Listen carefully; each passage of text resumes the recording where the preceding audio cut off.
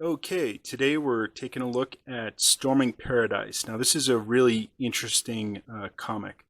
It's an alternate history comic, which is, I think, very rare. Sometimes they do them with kind of the fantasy elements, like magical or something. There's none of that in here. This is just a straight up alternate history, almost like a Harry Turtledove style novel. So I wish there was more of that, more interesting alternate history. But the premise here in this book is that the A bomb kind of doesn't work, or it works too well. And when they're testing it, all the lead scientists, everything just goes up in smoke, quite literally. And so the Americans don't have the A bomb to drop on Japan, and they've got to just actually physically invade Japan, and like all of that entails. There's some pretty interesting characters in here. There's a Irish priest in Japan, and you can see him here. And so it's a really interesting tale telling this invasion of Japan from multiple points of view.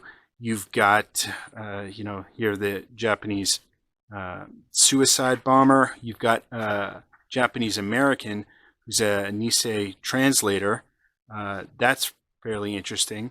And just again, the way the plot progresses is well told from multiple viewpoints, and it's just such a unique title because you really don't see. I mean, you do see history comics, but you don't see alternate history, at least ones that don't include fantasy elements.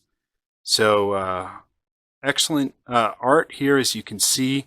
Really, really top-notch style art. I mean, it's kind of a darker, grittier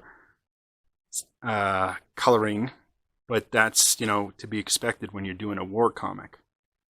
So it's just really beautiful art. I highly recommend it. It's just such a unique title. Yeah, I think you can find them fairly easily. I mean, it's an older title, but it's put out by Wildstorm. I think it's written by Chuck Dixon, who that guy's a prolific writer. But he's done a good job. You can see the different artists here. It doesn't say who's the inker or who's the penciler, but just a great job overall, and like, look at that plane. I mean, just fantastic art. I don't want to spoil the ending or anything, but it's definitely worth picking up.